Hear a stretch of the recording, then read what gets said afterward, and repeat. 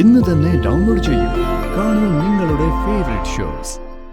എന്തൊരു ഗതികേടായിട്ട, എന്തൊരു ഗതികെട്ട മരണോ. ഇത് വല്ലാത്തൊരു വിധിയായി പോയി. നാട് വിട്ടുപോയ പ്രിയങ്കയും കുട്ടി അവൻ എങ്ങനെ വരാനാ? ഇനി അവൻ പ്രിയങ്ക വിളിച്ചോ? അതൊന്നും അറിയണമല്ലോ. ആ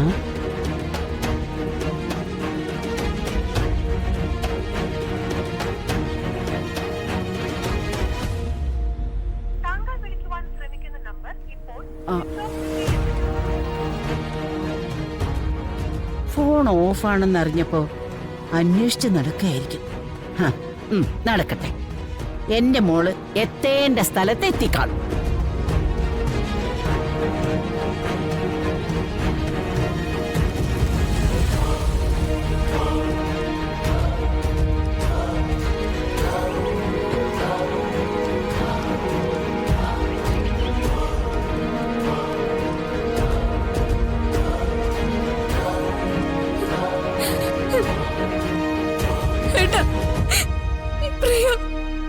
അറിഞ്ഞ മോളെ, നമ്മളെയൊക്കെ ഒരുപാട് വിഷമിപ്പിച്ചിട്ട് അവസാനം വരും.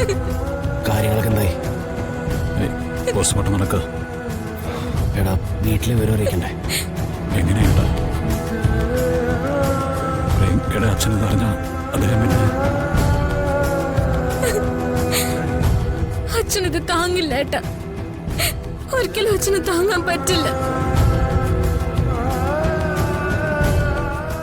ഞാൻ അന്വേഷിച്ചപ്പോ ഡോക്ടർ പോസ്റ്റ്മോർട്ടത്തിലാണ്. അത് കഴിഞ്ഞ് അദ്ദേഹം പോലീസ് നടപടികളായിട്ട് ഇറങ്ങാൻ താമസിക്കും.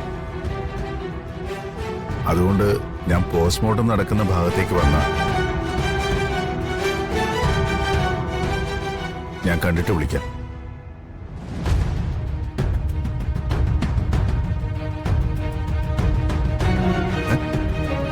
എന്താ നിങ്ങൾ മൂന്നുപേരും ഇവിടെ?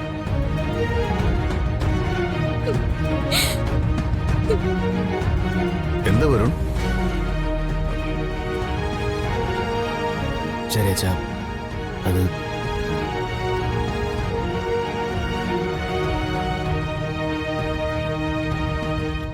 മരിച്ചാളെ ബന്ധുക്കൾ ഐഡന്റിഫൈ ചെയ്തു സാർ. 22 വയസ്സുള്ള ഒരു പെൺകുട്ടിയാ. പേര് പ്രിയങ്ക. ആ, അവരൊക്കെ ഇവിടെ ഉണ്ട് സാർ.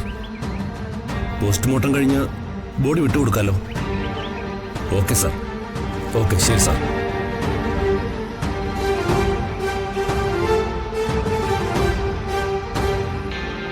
എന്റെ ഈശ്വര, ഇതെന്തായി കേൾക്കുന്നേ? ഓ, കഷ്ടം തന്നെ. ആറ്റുവാശ്ശേരിയിൽ ഇതെങ്ങനെ അറിയിക്കുന്നു? ഇവിടുത്തെ ഞങ്ങളുടെ പെൻഷൻ. ആറ്റുവാശ്ശേരിയിൽ അറിയിക്കാനോ? വരുണ, നീ എന്തായി പറയുന്നേ?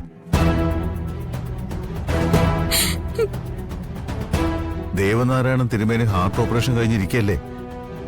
അതും കുറച്ചു ദിവസമല്ലേ ആയുള്ളൂ.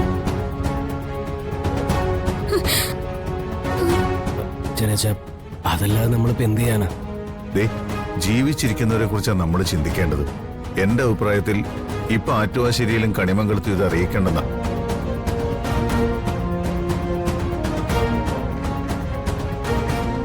കണിമംഗലത്ത് ആരെങ്കിലും ഇത് അറിഞ്ഞാല് താമസിയാതെ ഇത് ദേവനാരായണൻ തിരുമേനിയുടെ ചെവിയിലെത്തും. പിന്നെ സംഭവിക്കുന്ന അറിയാലോ.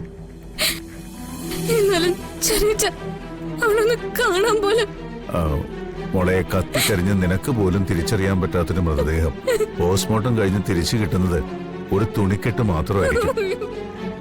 ആ അവസ്ഥയില് നിന്റെ അച്ഛനത് കാണണോ? നീ തന്നെ തീരുമാനിക്കും. ചെറിയ പോലീസുകാരോട് നമ്മൾ എന്താ പറയാ? അവരും മനുഷ്യരല്ലേ. ഈ അവസ്ഥയൊക്കെ പറഞ്ഞാൽ അവർക്ക് മനസ്സിലാവില്ലേ? അവരോട് ഞാൻ സംസാരിച്ചോളാം. രാധിക, താനെന്താ പറയുന്നു? എടോ, അച്ഛന് വേണ്ടി നമ്മളത് മറച്ചു വെച്ചാൽ പറ്റും.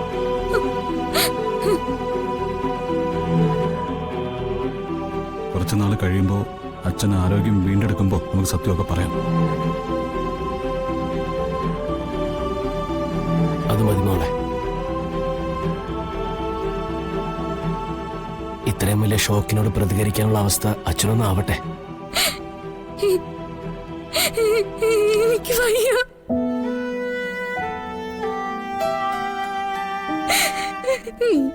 ഒന്നും ചിന്തിക്കാൻ പോലും എനിക്ക് വയ്യ.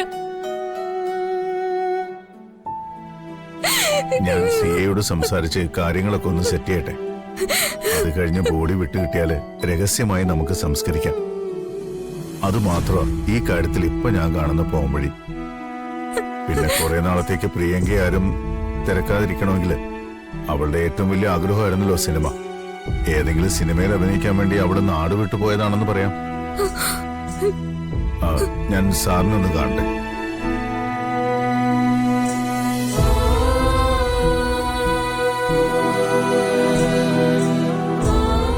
എടോ, വേറെ ഒരു തീരുമാനത്തിനും തന്റെ അച്ഛനെ രക്ഷിക്കാനാവില്ല. നമ്മളിത് ഉൾക്കൊണ്ടേ പറ്റൂ, ഉത്സാഹിച്ചേ പറ്റൂ. അത് മതി മോളെ. എന്തൊരു ഗതികേടായിട്ട, എന്തൊരു ഗതികെട്ട മരണോ. ഇത് വല്ലാത്തൊരു വിധിയായി പോയി.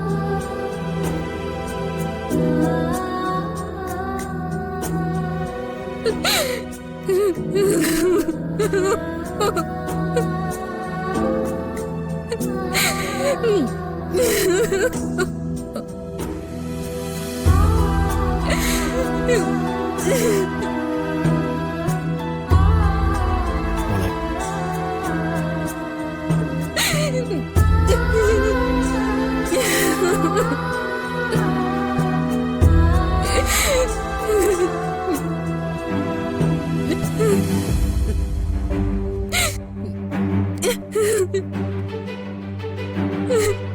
Ha ha ha.